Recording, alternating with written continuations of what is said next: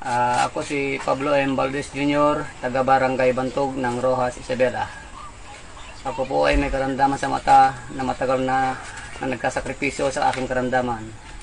Glaucoma po ang kwan sa akin, ang talagang kaso ng mata ko. Kaya lang, kasi itong mata ko nung wala pang diferensya, tinamaan siya nung nagtitiktik ako ng ganito, sir. Ng simento, natilam siya ganito. Nasugat itong ibaba ng itim na malaki dito sa baba, dumugo, nag-black-black siyang gano'n. Maraming beses ako nagpa-check up sa mga doktor pero wala akong naramdamang ginhawa at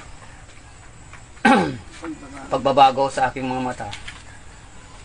Mula nang dumating sa akin ang salamin na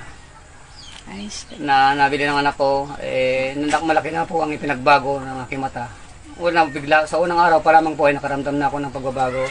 Hanggang sumabot ng 1 linggo, lubos na pong nawala ang karamdaman sa aking mata. Wala na yung mga kirot, wala na yung pagluha at paghapdi.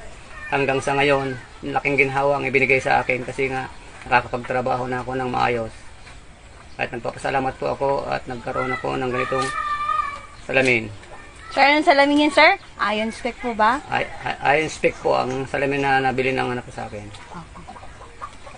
Okay.